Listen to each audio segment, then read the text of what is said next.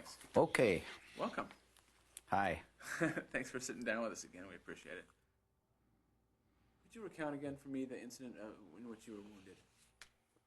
Well, I was standing on the top of this hill at the aid station, and a random shell came in. It couldn't have gone off more than 5 or 10 feet away from me, because all I remember is a tremendous blast and a flash. And the next thing I knew, I was laying on the ground in the snow, and I tried to get up. And when I tried to get up, only thing I could see were the broken ends of my legs. And I thought my legs were gone.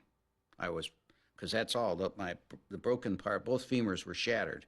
And they were laying down here as I was in my back trying to raise my legs up. And I thought, I'm dead. You know, I'm about to die. And I said my act of contrition, because I'm a Catholic. And then the next thing I thought of was my mother. And I thought, what's she going to say? Because I was an only child.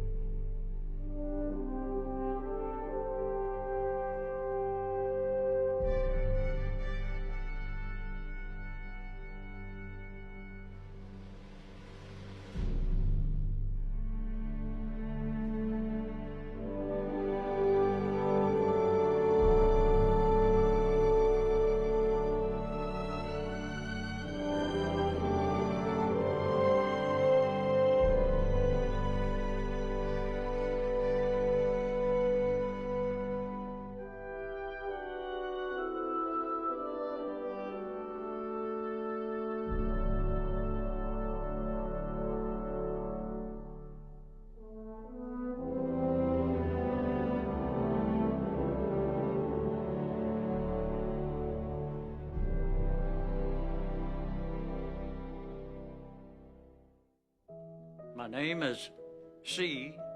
Carwood Lipton. I was born in Huntington, West Virginia, grew up in Huntington. Frederick T. Heiliger, Concord, Massachusetts was my hometown. I was born in a town named Inchelium, Washington. It's on an Indian reservation up in northeastern Washington. My name's J.B. Stokes. I was born close to Bonham, Texas, in a rural area called Leonard. Born and raised in Columbus, Ohio. My father worked for this railroad. My mother was a housewife. My nickname was Babe, and my mother, she was a little Irish broad, red hair, fiery. Great woman, great woman. Born and raised in South Philadelphia, where the times were tough. Mom had 10 children, so you had to work to survive. That's what it was. It's just survival in the streets of Philadelphia, that's all. It was a real struggle because we came up in the Depression. Sometimes we live on a farm and have pigs and chickens and raise a garden. I saw people that really were hungry and had hard times.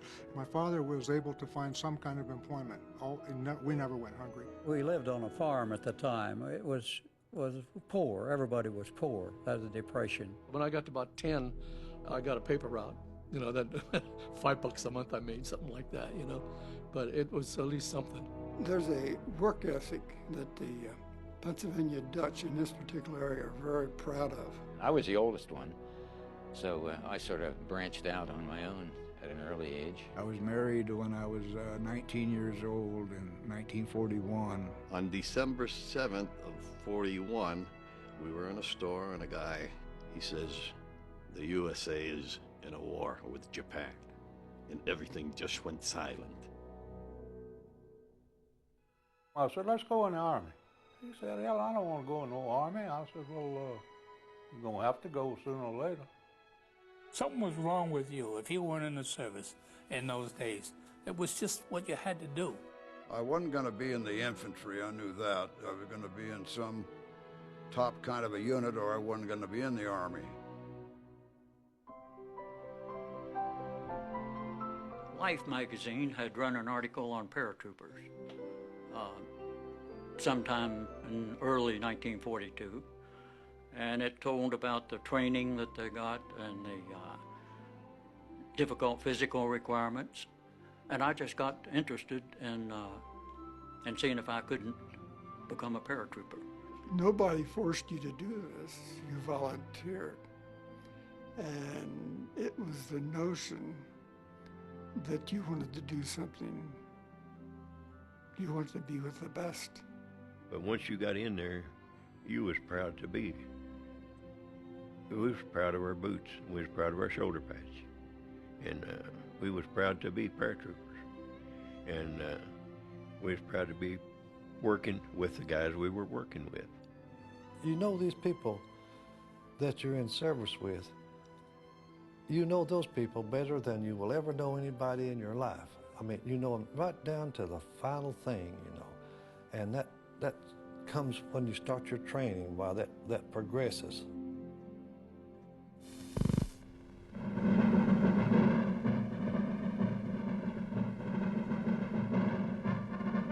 Each man was like a heavyweight champion of world boxers. Out of 100%, only 10% made it. I thought I was going to die. There wasn't no holding back. You had to hang in there. You had to be tough. We marched 118 miles in 3 days. The training I got and the men I trained with gave me the confidence to go into battle. We were just a bunch of ordinary kids when we went in, most of us. And a lot of the training was to build you up physically and mentally. Some of them lost as much as 40 pounds, but I didn't have nothing to lose. I weighed about 130. If I'd have lost 40 pounds, I wouldn't have been big enough to stay. You know, they weeded out so many. They'd be there one day and they'd be gone the next. They couldn't keep up with it. You understand? They were good men, but they couldn't take that hard training. Well, he had the cream of the cream. Had to climb this mountain called Currahee every morning, run it up and back. If you couldn't do it, why, you'd end up in another unit. Of course, the name Currahee, as I understand it, means we stand alone together. That's an Indian name. It became a symbol of the camp because it was really rough and tough going up and down. A lot of times, especially on a Monday, when some of the guys would get out somewhere and get them a little drink or so, you'd see them laying beside the road, you know, going up and coming back, you know, where they're sick.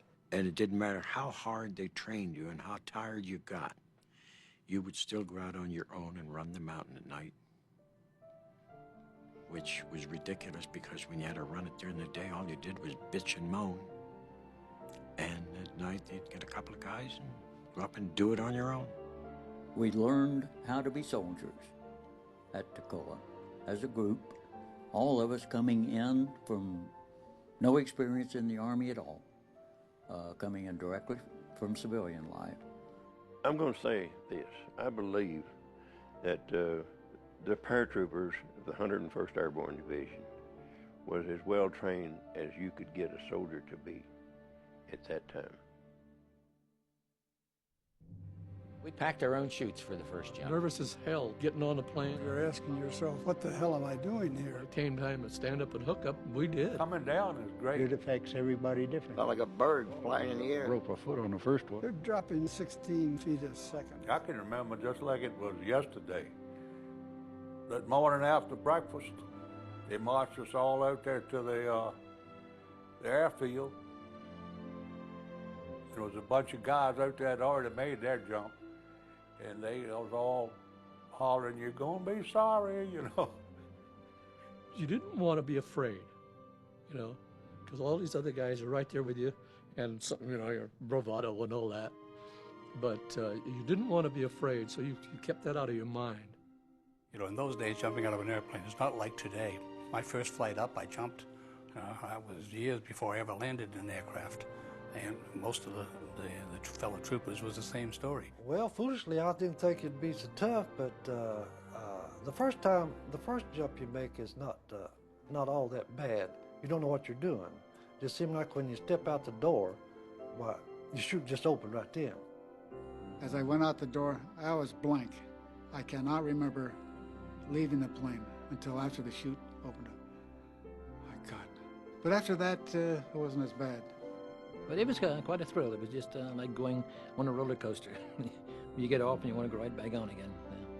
Yeah. It was a thrill. It was a high, as they say these days.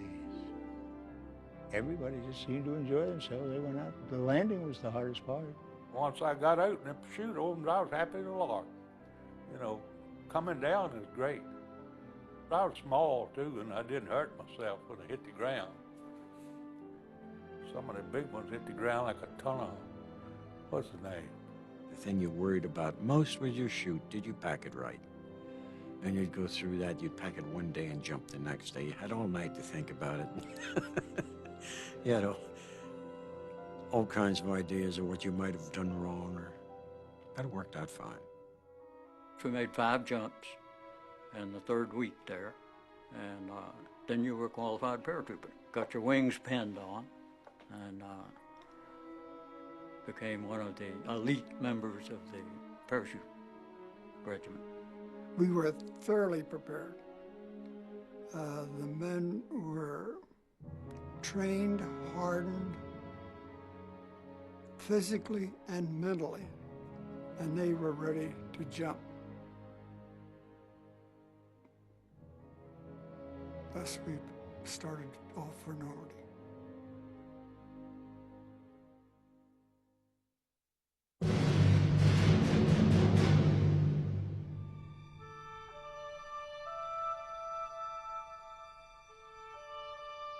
When you walk up that gangplank, you know you're gone.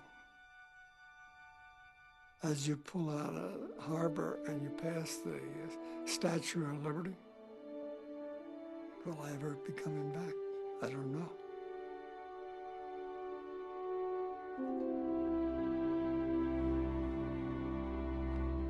You know you're in the parachute troops. You're going to be jumping behind the enemy lines. What do you expect? You have no idea. That'll make anybody stand and search his soul for a few minutes.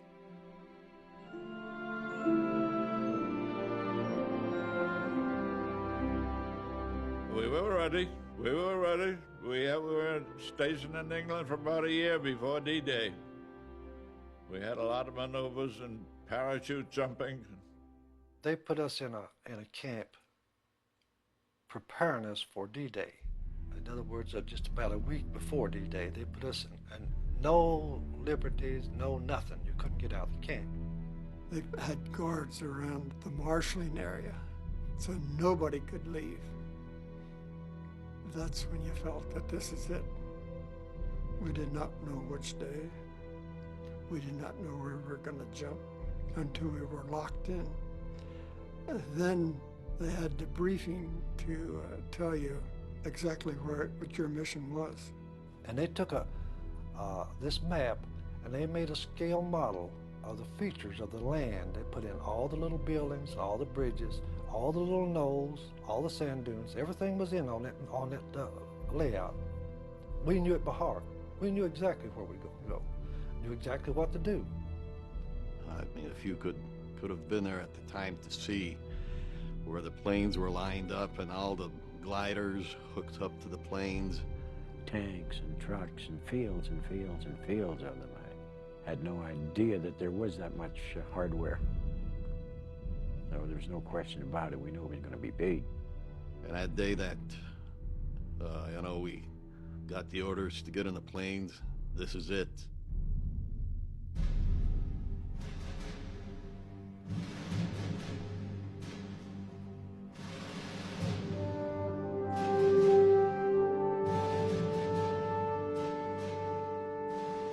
We had confidence in our leaders and all the plans and preparations that had taken place before the invasion. So we were confident and calm.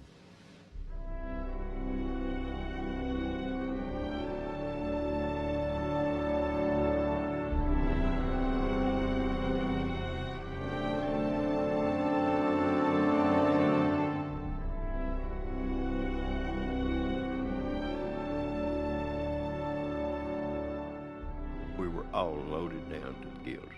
We carried everything that we thought we could carry in the line of personal items, plus the necessary things we were assigned to carry, and we were loaded.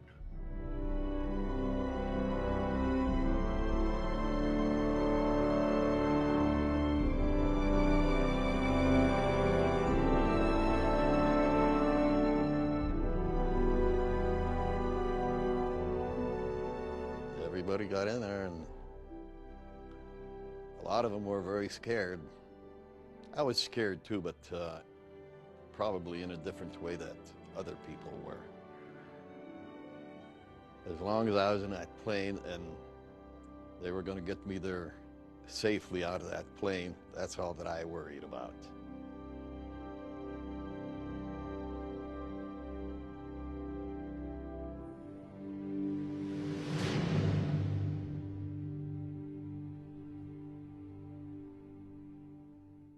At the time, I had no feeling whatsoever. Like I said, my feelings was for my brother who was killed at that time. That infuriated me to no end. And that's when I jumped on D-Day, I swore I was going to kill every damn German I came across. And that's why I think they nicknamed me Wild Bill, because I did a lot of killing D-Day. The sky was pretty clear coming across the channel. So since I was jump master, I could lie in the door, at the door of the plane with my head out in the slipstream looking down.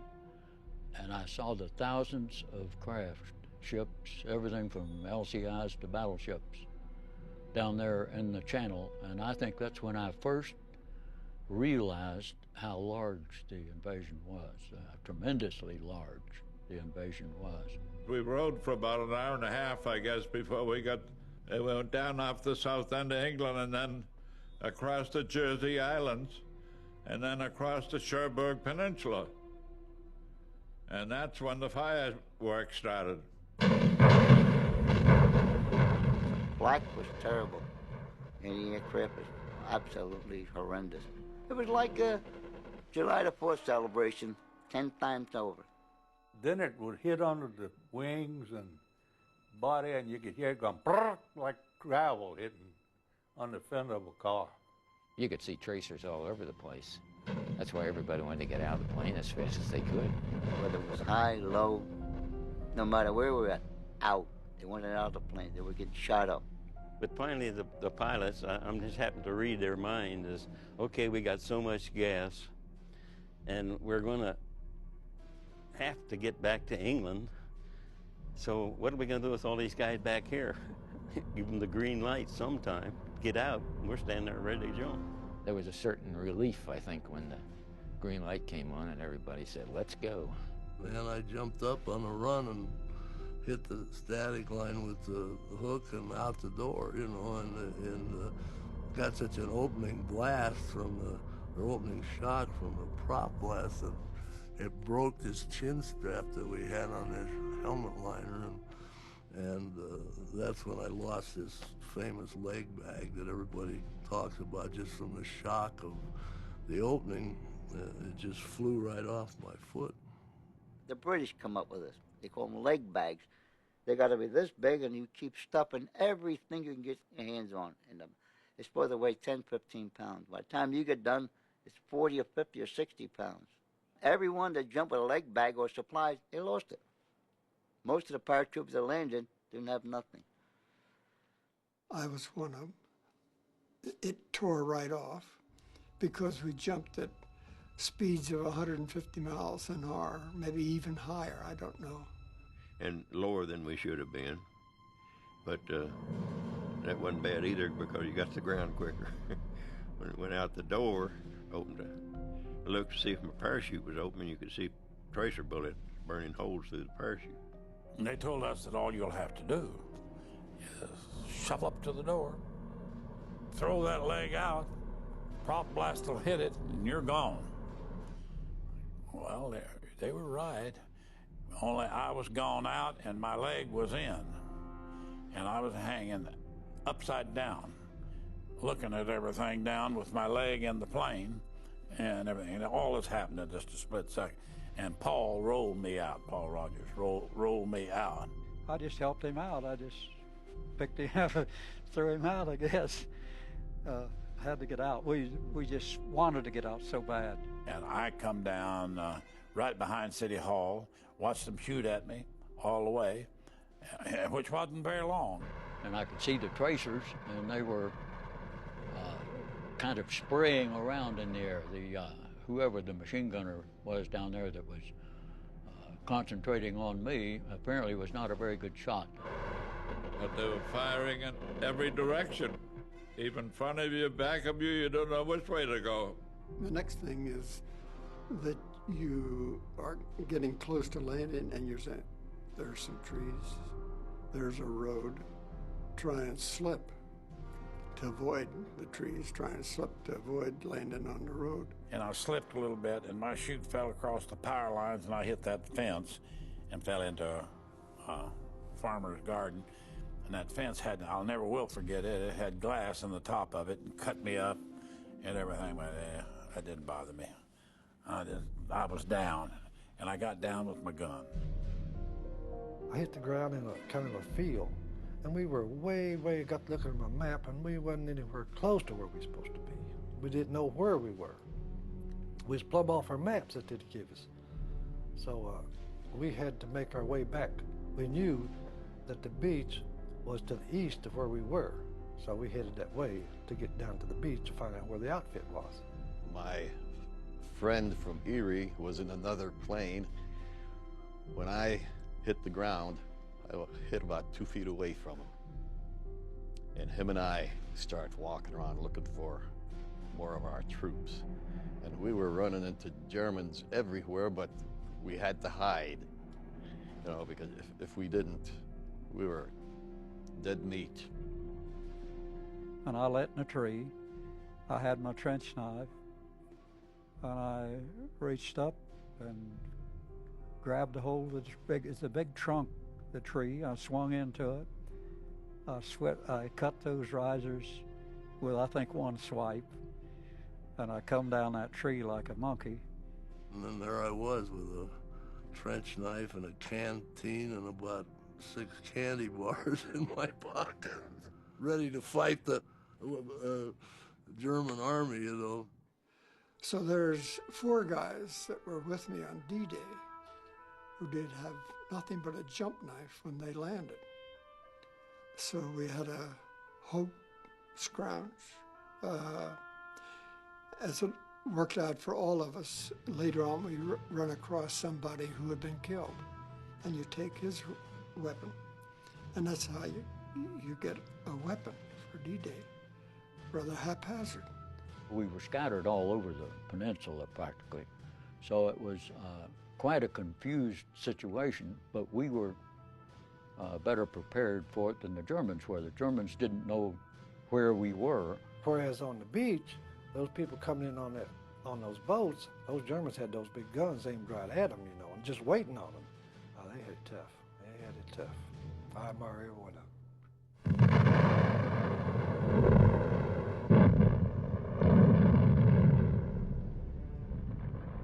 These guns were pointed and firing right down on the beach. And the people under the landing craft were trying to come onto the beach, and they were firing right down on them.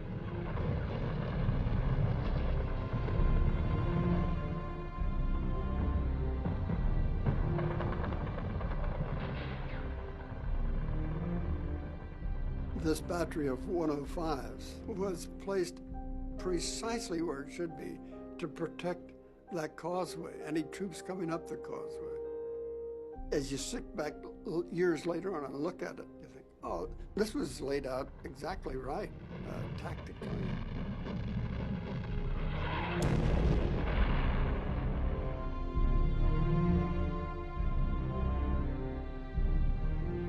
We thought we knew where every foxhole was in Normandy.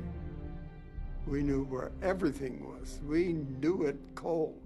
But on this one, the Germans had moved in there and camouflaged us so well, we didn't know it was there.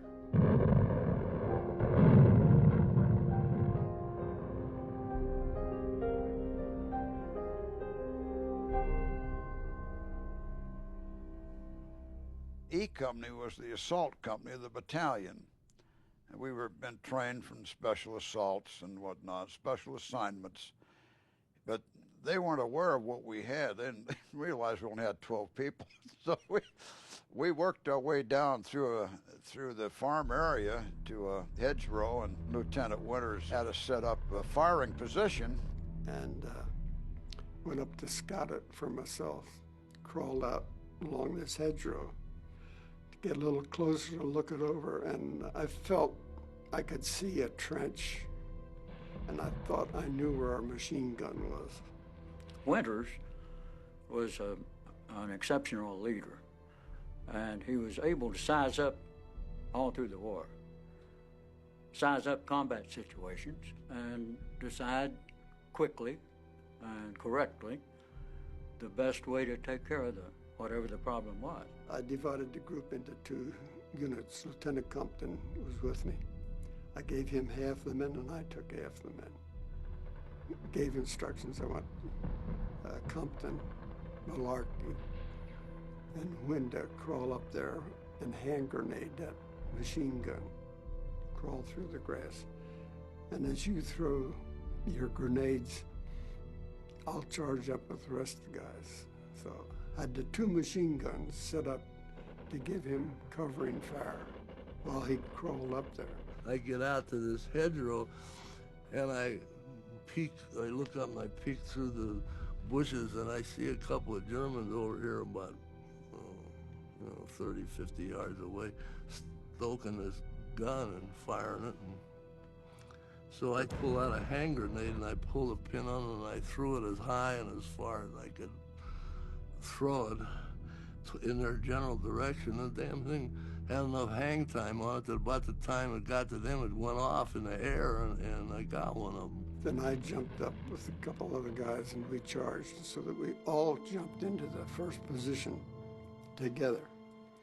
They had trenches cut in there where they worked, the Germans did, and they jumped down in them trenches and they worked them Germans like a dose of salt. 3 Germans broke off from this position to run across the field, which was the wrong thing to do from their viewpoint.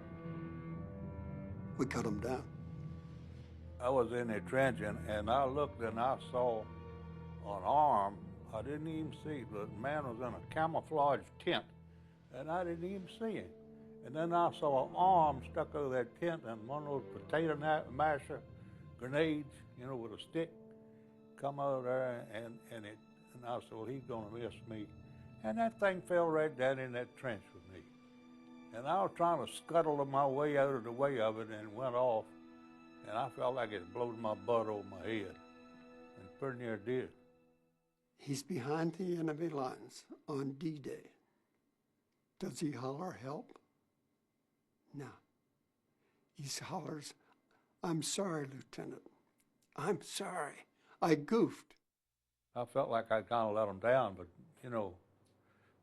that's neither here nor there. My God. It's beautiful when you think of a guy who is that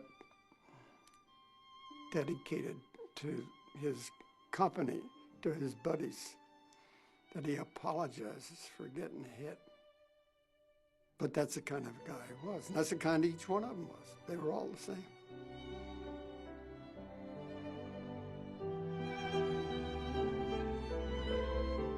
I look upon them, each man with great respect, respect I can't describe. Each one of them proved himself that he could do the job.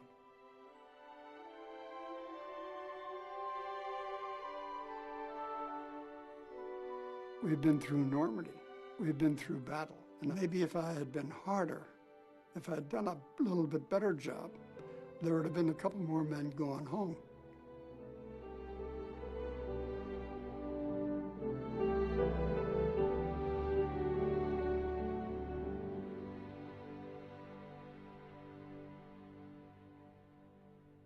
I never thought I'd get through D-Day, let alone the next phase or the next phase. I thought I was going to get killed instantly. The chances of survival is very, very slim, extremely slim. As the parachute, we got that done in Edinburgh, Scotland, 1944. Me and Johnny Martin. Drunk as a skunk. Well, Garnier and I decided we'd go to Scotland and get a tattoo. We didn't figure we had a chance to come home. But, yeah, but we thought, well, hell, the war's just starting, and Christ, we're 50% gone now, so it's a long haul.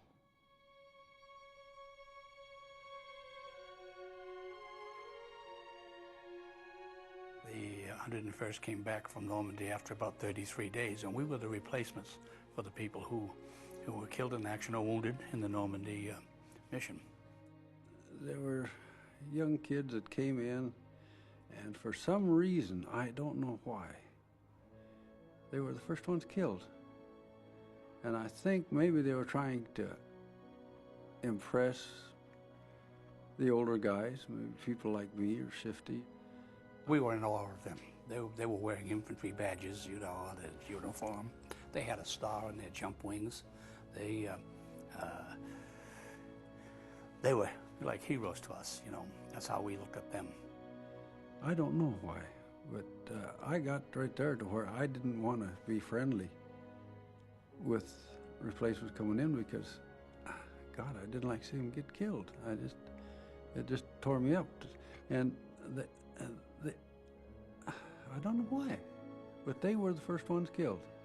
My 10-man squad that I was in, 8 were replacements, the squad leader and the assistant squad leader, Sergeant Muck and Corporal Pinkella. Well, they'd been to Normandy.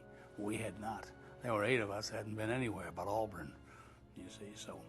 And then the training got really tough between there and the Holland jump. It was training. And we had a couple of missions scratched. We were supposed to jump on a French city of Tournai. And it got to the sand table part where we all gathered around to see which bridges we were going to do, who was going to do what, and General Patton's troops overran the drop zone. So that one was called off. And we were wondering if we were ever going to get to go. And then, of course, it got to be September.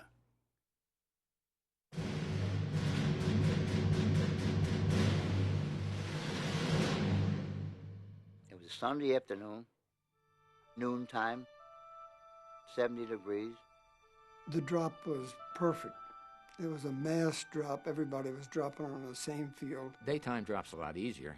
You can see where you're going. You can sort of prepare for the landing. I saw a plowed field, and I slipped right over it, and I believe I almost landed standing up, you know, soft. A great jump. The most dangerous part about it was the fact that people are continually losing helmets and equipment, and all this equipment's raining down. And if you get hit with this, you're going to be killed or wounded before you get off the drop zone. Everybody got together. We all assembled very fast. We moved out towards the Wilhelmina Canal. Our mission was first to take a bridge over the Wilhelmina Canal. It took us hours to get there. And taking hours to get there, the few German troops that were to secure this bridge had plenty of time to set their charges to blow the thing up. Just as we got to it, I was maybe 150 yards away, it blew up in our faces. These rocks and timbers were flying, and they're falling all around you, and you can't help but think to yourself, my God, what a way to die in combat, to be killed with a flying timber. that we were that close. It delayed us until the next morning. We wanted to get across that night, but it took us till the next morning to get across.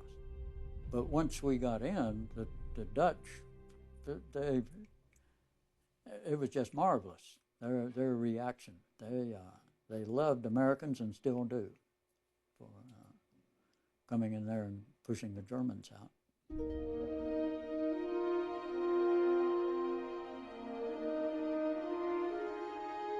They call us angels from the sky, which we were. I mean, you're under German occupation for 4 years, right? It's horrible when you see paratroopers come out of the sky on Sunday morning. Who are they? They're your angels. They love you. Their welcome was unbelievable.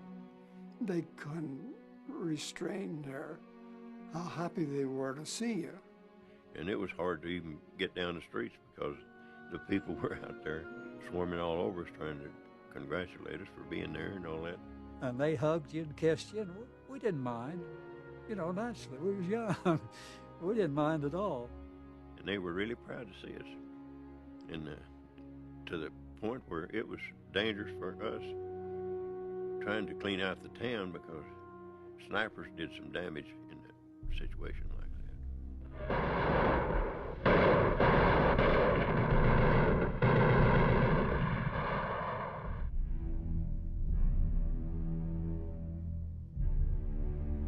We had a lot of fighting in that area because we're sitting right on the Rhine River and Germany's right across the river, you know.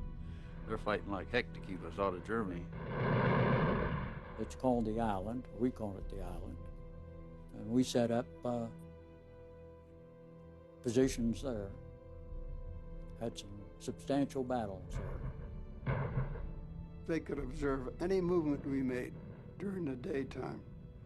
And at their will, they could shell us, put mortar fire on us when they had a target of opportunity. I heard something coming down. I knew what it was, a mortar shell, and I threw my arm up like that and went down. It lit within 3 feet of me or 4, but it lets, when it blows, it goes up like that. And it went through my arm and hit me in the head, and I was bleeding pretty good. Well, I was picked to go up on a dike. So of course, when you get to the top, you don't expose yourself. So I took my rifle and put my helmet on it and put it over, even with the road on a dike. Then no action, so I brought it back down, put the helmet on, and I sort of peeked over. When I peeked over, I see a hand there with a potato masher, and he threw it at me. I ducked down, it hit my helmet and bounced off. So when that thing bounced off my helmet, I hollered out to the guys below, "Live grenade." If Lesniewski hadn't hollered live grenade, and I had enough sense to know that that's that grenade that hit my rifle and is laying right in front of me, in my face practically, I know I'd have either had my head blown off or I would have definitely been blind. There's no question about it, not any question, because I just got turned just part way and it exploded, and then it caught me in the face, neck, left arm, under the arm, in the shoulder blade. I hollered for them to, take off. I said, "Get the hell going back." And I had 8 grenades, so I started taking them off, pulling the pins and throwing them over. And while the grenades are rolling down or landing wherever they were hitting some of the crowds, because I could hear screaming, hollering, crying, and I think I threw the 8 grenades in about 4 seconds, and then I took off running. So the doctor that counted the holes in me down at Nijmegen, the first doctor that really counted the holes, said it was 32. That was our first experience with artillery in large numbers. And I can remember sitting there at night, a couple of nights, listening to the artillery land. Wham! And the 88 was the fiercest cannon or gun that the Germans had. And it was the way they used it. It was an all-purpose gun. It could shoot anti-aircraft, tanks, anti-personnel, airburst, and that was the bad ones when the shell went up over your head. I saw a huge mushroom cloud from the shell, and Joe Toy stepped out of it. And I run up. I remember that like it was yesterday. I run up and I grabbed him. And he said, "Oh, don't touch me." I said, "Joe, what's my?" He said, "I'm hit all over." He said, "I'm bad." I said, "Okay." I said, "I'm going to go see Jim." He said, as bad as he was hurting, Joe Toy, he said, "Heffron, I already checked him. He's gone."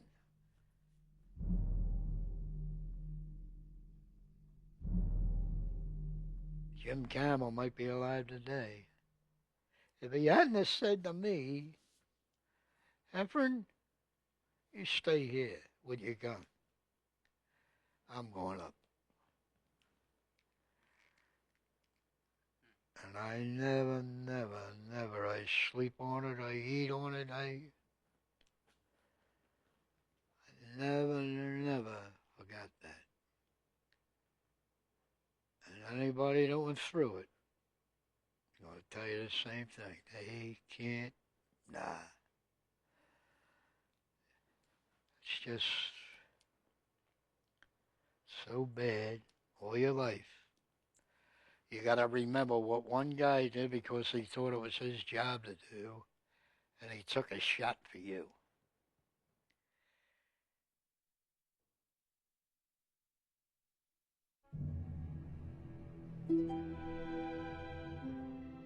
The exhaustion on these men, the physical exhaustion, affects their endurance to be able to cope. You don't realize it at the time you come off the line from living in the mud and being absolutely miserable for 70 days straight. You didn't realize at that point that you're only going to be off the line for a few days and you're going to be facing Bastogne.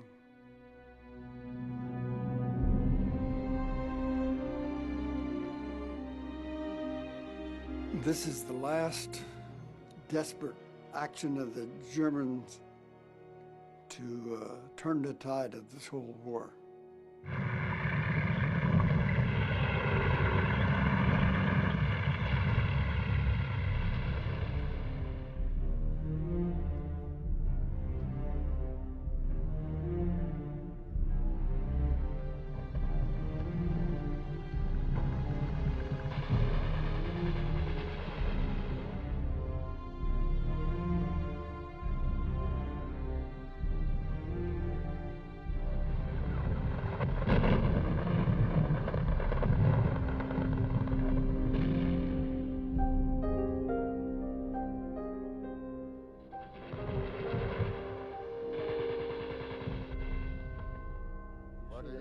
It is Bastogne, though. It is. This is Bojack's Woods, right? Yeah. It is the woods. Sure looks different now. There ain't no snow. These trees might have been replanted. Look how I straight think if the trees look like they did in 44 and 45, we could get a better idea. That's it. Yeah. It's the town of Foy. Oh, this is definitely the area. This is definitely. Well, there's the town of Foy right over there after the empty field where those cattle are grazing. About a half a mile away. Yeah, we had an outpost set up looking right into the town of Foy, and they had to watch everything going on because we'd come in here and go to sleep. We had our foxholes right over here, and the other area, wherever we had to move out and dig in again. Of course, the Krauts had plenty of artillery. Most intense I went through right here. Shelling. Most intense in the world. You couldn't believe it. You had to be here. You just dove in the hole and just pray. That's it. If it comes in, you ain't going to know it. You ain't going to know it. We lost Muck and Pinkella over on this side. They were killed instantly. Show Direct hit, 88. Direct hit right in the hole. Just made mincemeat out of them. Georgie Lodge come over and he hollered, I can't see nothing of them. There's nothing there. They were all gone, just disintegrated. Unmerciful shelling, really. Everything I think was shredded. Yeah, shredded. Right.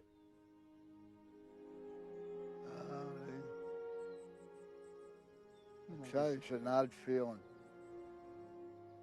To me, it brings a lot of memories. The memories of the men, the times, good and bad. A lot of memories.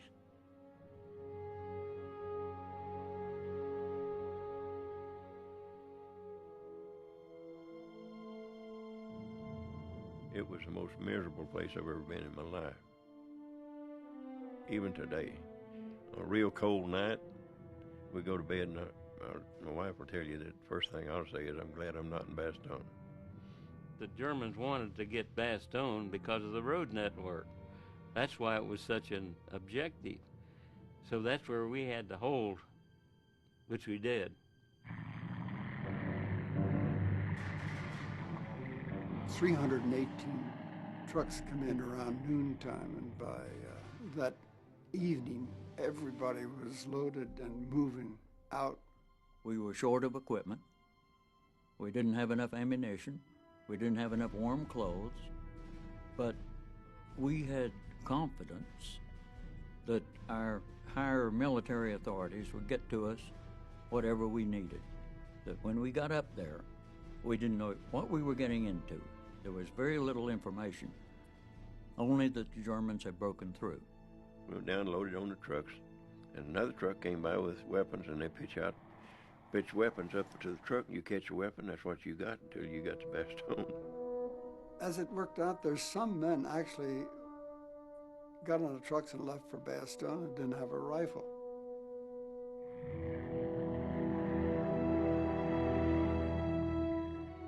When we got there, we saw men singly and in twos and threes working their way back, some of them even without weapons, without equipment.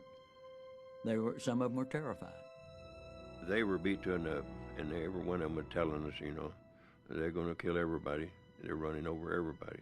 They couldn't believe when they saw us up there that we intended to set up defensive lines and to stop the Germans. They said they couldn't be stopped.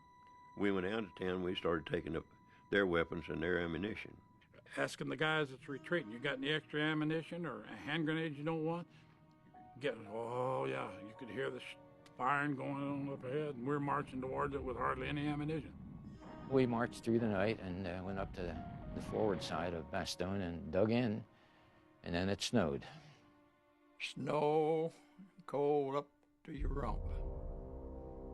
We didn't have no winter clothing or nothing. That's where a third of the doggone casualties was either frostbite or trench foot or whatever you want to call it. Bad move. A lot of snow. A lot of everything you didn't like. Ooh, cold place. At this particular time, we was on top of a kind of a hill, and top of the hill had pine trees. And we set up our positions around the fringe of the woods. In Belgium, the trees are planted. They don't grow like they do in Maine. They're rows of trees. You look down a row and you can see a half a mile. And there was on top of this hill, there was a ridge with a tree line. We were dug in on that ridge. Germans knew right where we were, and they really gave us a shellacking.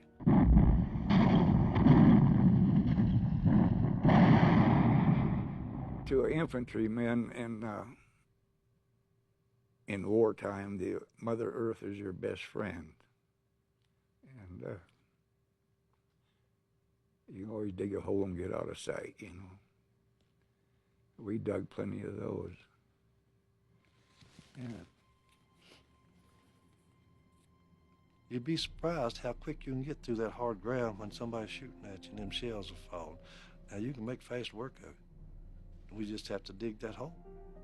Well, we say we became experts on foreign European soil. We dug in, and two people could dig a better hole than one. And the ground is frozen, it takes quite a while. You just chip it out. And by the time you get it done, they whistle for you we're moving out. and you go someplace else and dig another one. Now, you must understand, we were surrounded. The Germans were about maybe 100 yards away from us. No matter where you looked around in a circle, you could see artillery flashes.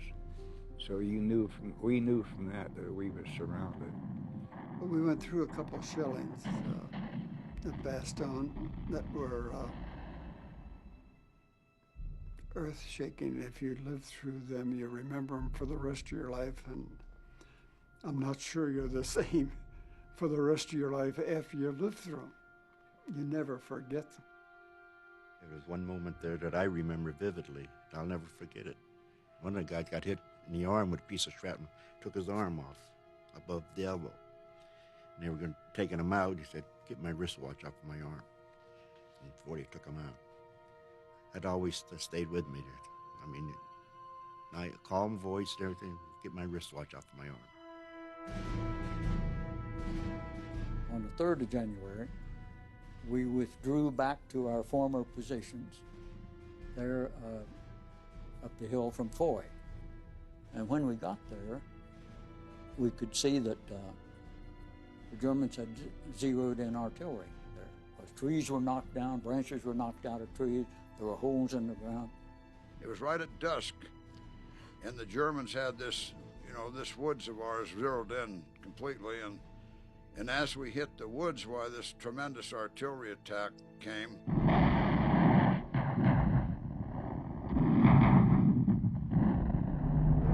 They knew where we were, and they started shooting point-blank 88s into our area. They were letting us have it, everything. From the kitchen sink mortars, Erfelwaffers, that's a rocket thing that's a screaming sound. It scared the hell. I mean, I was scared, but I think I was petrified then. I thought the whole world was shooting at us at once. I jumped into a foxhole that somebody had started and then hadn't finished. So I was crouched down in that foxhole, but it wouldn't hold all of me, so from about my nose up was above the ground. I could see all these shells hitting.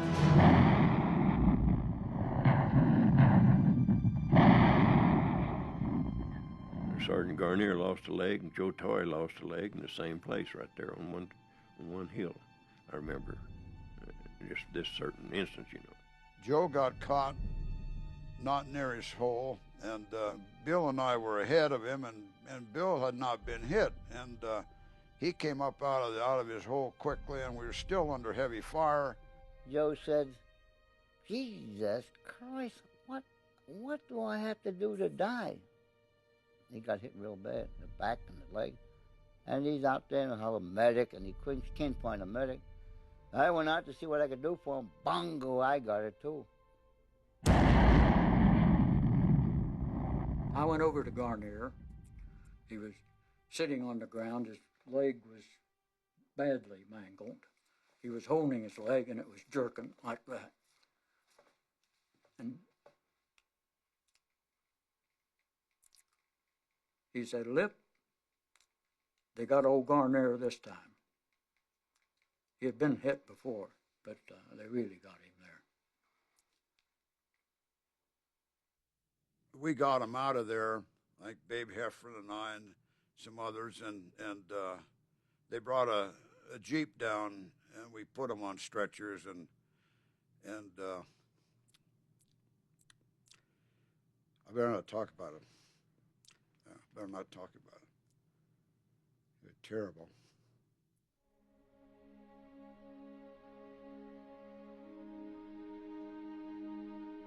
We had lost some very good men there. Toy and Garnier had lost their legs there. A number of other people were killed. It was a difficult situation there. When a man was wounded, we felt glad for them. We felt happy for them. He had a ticket to get out of there, and maybe a ticket to go home. And when we had a man who was killed, we found that he was at peace, and he looked so peaceful. And we were glad that he found peace. We had this assistant squad leader named Mallet. He was from New York City. And I overheard him talking one time. This was in Bastogne. He says, I've been through Normandy and I went through Holland. And to this day, he says, I haven't got one scratch. He says, I'm afraid when I do get it, I'm really going to get it. And he was right. In this little town of Foy, he got killed. So I don't think he had any premonition of it. He just wondered about it, you know. But I never did wonder. Never give it much thought. You just live from day to day. Keep your fingers crossed, and that was it.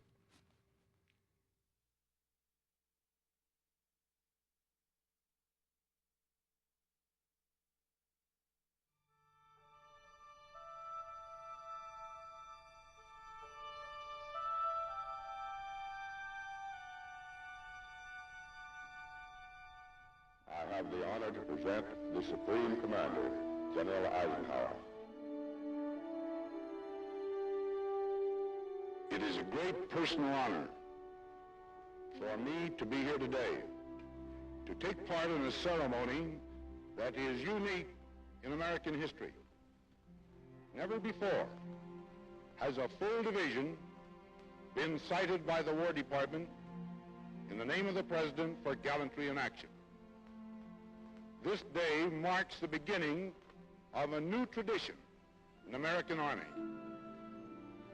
With that tradition, therefore, will always be associated the name of the 101st Airborne Division and of Bastogne. Good luck and God be with each of you.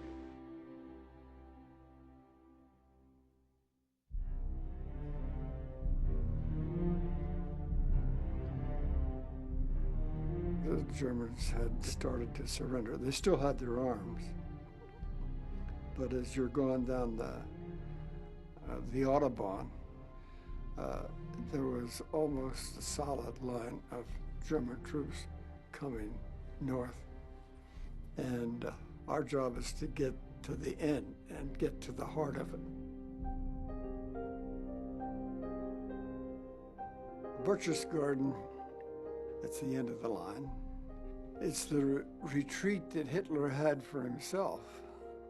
And he built his eagle's nest, his penthouse, on top of the Alp to, I'm sure, relax and confer with his staff, because they all followed him to Berchtesgaden. This was their final retreat.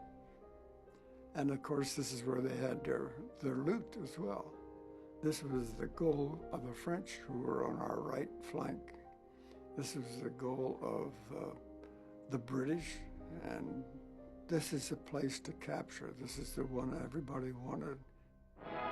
Hitler's Berchtesgaden retreat, burned by SS troops in the war's last days. The chalet from which he hoped to rule the world now lies in ruin. American Air Force's pictures show the huge gutted rooms and the great window through which the Fuhrer gazed out on the Alps. We took Berchtesgaden May the 5th. And no fighting, no shooting. The only thing I seen at Berchtesgaden was a couple dead black uniform SS troopers laying on the road as we were going up. It was a beautiful country. He knew how to pick out a good spot for a house. We took over his house and liberated it, you might say. There was obviously loot of all kinds that the men were looking for, such as guns. There was money that they were looting. I was a pack rat anyway. I picked up a lot of German items, including some postcards and envelopes that were addressed to Hitler. Come find out, that place was full of this big art, you know, Rembrandt and all those people, you know, and hanging on the wall, you know. Of course, the old soldiers like us, we don't recognize a painting when we see it. The 101st Airborne Division uncovers Hermann Goering's personal art collection, hidden in a subterranean chamber. 1,200 artworks worth untold millions are included. The treasures will go back to rightful owners in pillaged nations. We found a warehouse full of gin and vodka and stuff like that. It wasn't much whiskey. Those people don't like whiskey. And we took it all and set up a bar. Had 7 truckloads of champagne and cognac out of the wine cellars out of the Eagle's Nest. Yeah. So we stayed pretty well oiled for a Oh, while. that champagne was good. Ooh, it was good. I started drinking it one day, and I drank it till about midnight that night. I went to the barracks, went to sleep. I didn't wake up the next day. I made a 2-day thing out of it. And it didn't taste like it would hurt you. It tastes like ginger ale. That was the only time that I can ever remember that when I was in service that the whole company fell out in their underwear. We didn't even have to dress, you know. 'Cause everybody was pretty well looped, and so we just fell out in line formation in our underwear. They're enjoying themselves. They're at peace with the world. They have a big, happy, satisfied grin on their face. It was a paradise for a soldier to move into. I had no problem with looting because of the fact that I had come down through Germany and I had seen the Holocaust. And I had seen what the Germans had done to the Jewish race, and I'd seen what they had done to the displaced persons, and what they had done in their occupation of France, and what they had done to their occupation in Holland, Belgium. So that by taking over their homes for a few nights to bed down my men, and if they picked up a few trinkets, I had no problem.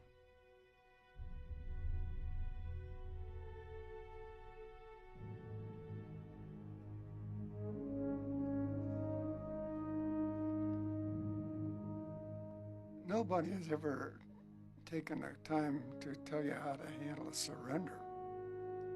Jeez. We'll talk about that when we get there. Well, here we are. We got it. Now, how do you handle this?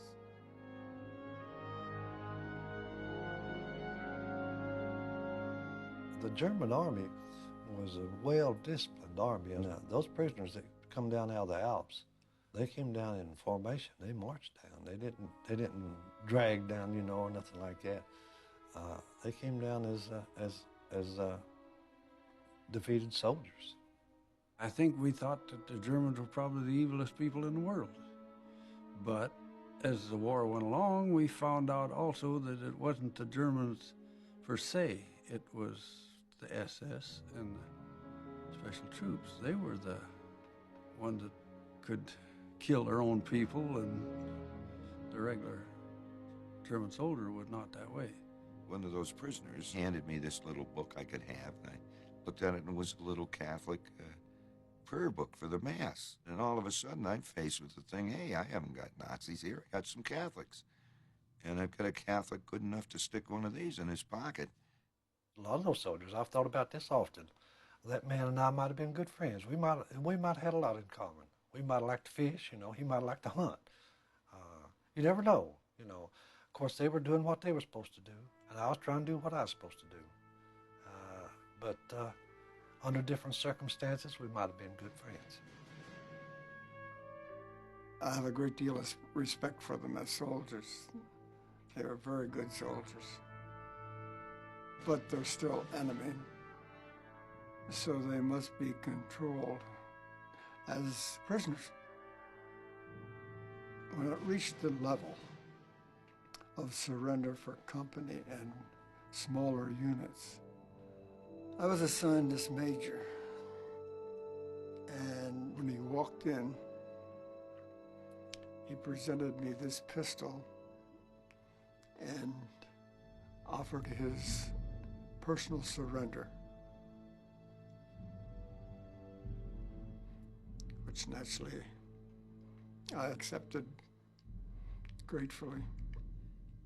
So that would be the end of the war for his men, and this is basically the end of the war for my men. And the significance is that it wasn't until later, when he had given me this pistol and I had a chance to look at it carefully, that I realized this pistol had never been fired. There was no blood on it. That's the way all wars should end, with an agreement with no blood on it. And I assure you, this pistol has never, never been fired since I've had it, and it will not be fired.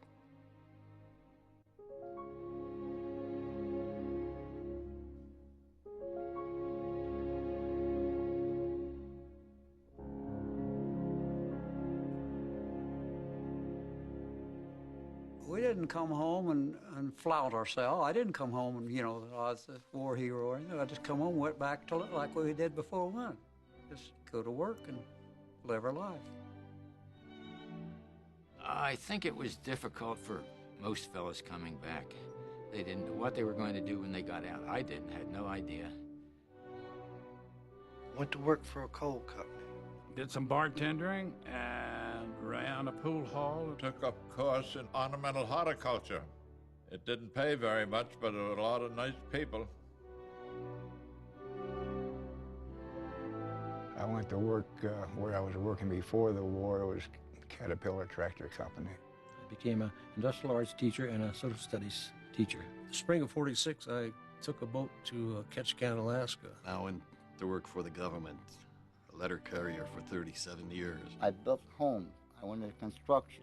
I went into hard work, tedious work. I'd done everything. You name it, I'd done it. I ended up working on the waterfront. And I went with the CIA in Washington. Got my degree in 1948. After the war, I became a teacher and taught for almost 30 years. Got a job working for Nixon Nitration Works. I was making $75 a week. We've never become wealthy in life, but we have a lot of other wealth that means more than that, really. Everyone done well. I done well too. Thank God.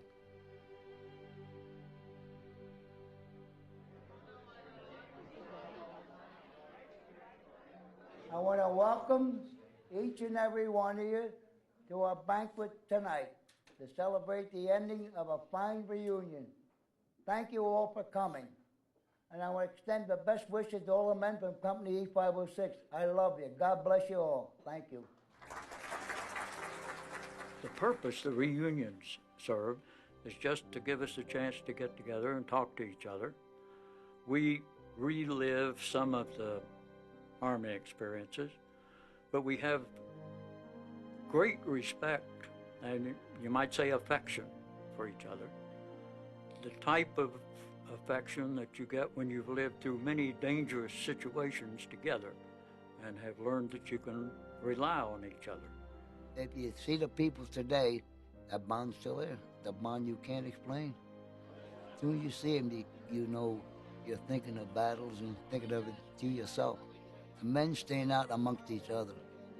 There's an intimacy develops, and like nothing that I've ever experienced anywhere, not in college, not in with any other group of people. We're a strange bunch of dudes, as far as I'm concerned, to be this close after all these years. That's the thing that gets me, is I like brothers. I'm back in my youth now. When I get to these guys, I'm back when I went to service. It's fantastic. I'd like to make 20 more reunions. We had a lot of real good times in there.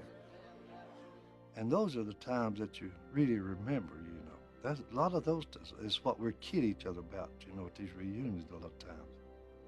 And then you had a lot of bad times. My family didn't know anything about it. And I just didn't tell them. I just, you know, figured it's something that didn't need talking about. It was done, over with.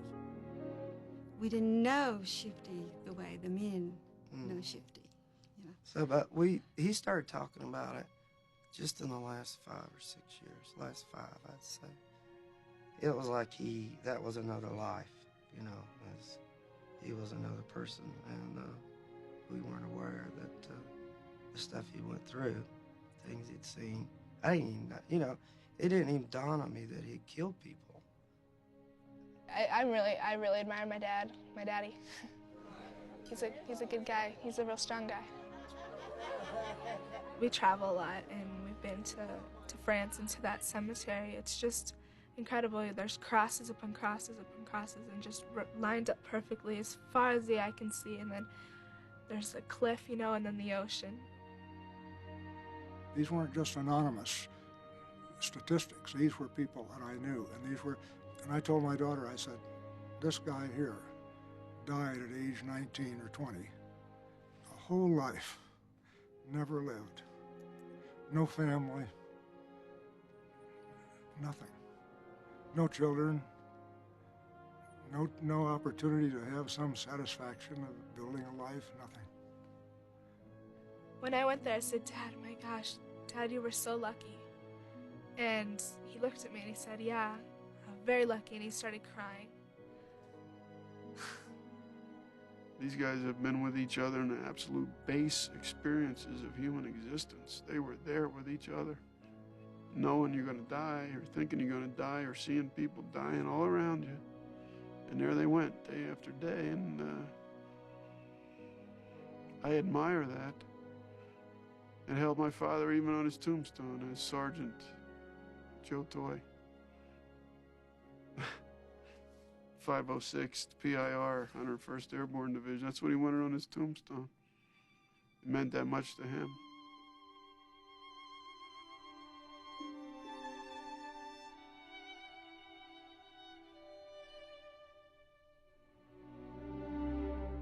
How it happened that those various individuals happened to end up in E Company, I don't know.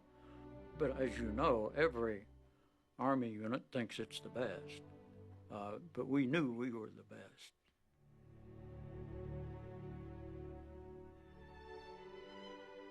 Think about your guys more than anything else.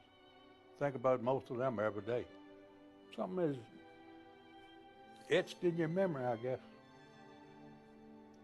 You'll never leave either.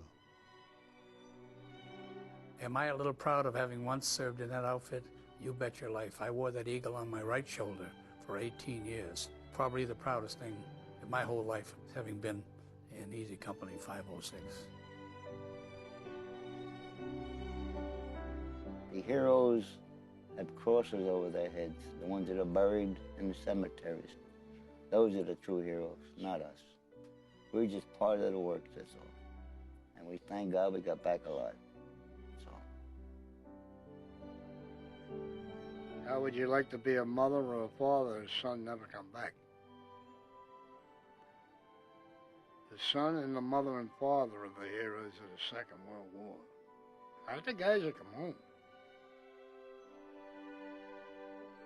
Let me say this. I don't believe there's very, very, very few heroes that came back from the war. They're still over there.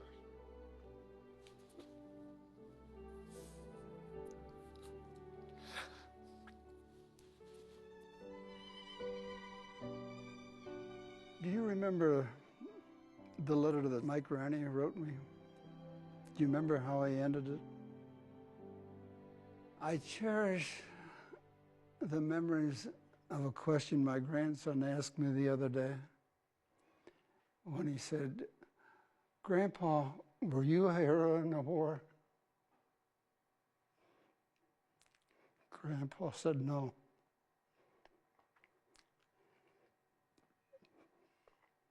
But I served in a company of heroes.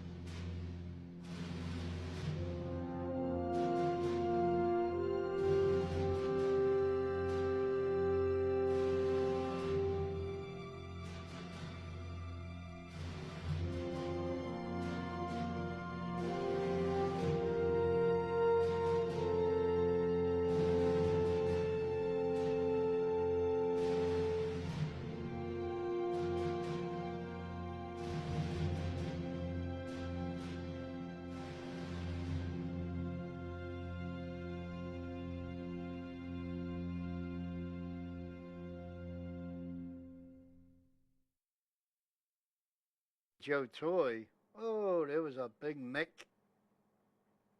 And we used to have a few beers at night, and I'd sing. And Garnier would try to come over and sing. He'd say to Garnier, Garnier, you're Italian. You don't know this song. Garnier could sing it better than he did. The Bridget O'Flynn. How's it go? Oh. Bridget O'Flynn, Bridget O'Flynn, where have you been? Sure, it's a fine time for you to come in. You went to see the big parade, me eye. Sure, the big parade I never took so long in passing by. Look at your shoes, ain't it a sin, Bridget O'Flynn? Sure, your story and your shoes are mighty thin. If you know anyone that owns a canoe, I'm telling you, Bridget, just what to do. Stay away from the water, Bridget, darling. Now that's the song Toy like. And that's what we sang. You only needed a sissel of beer. 2 beers you were drunk because you were in great physical condition. You were too peaked, and 2 beers you were high as Georgia Pine,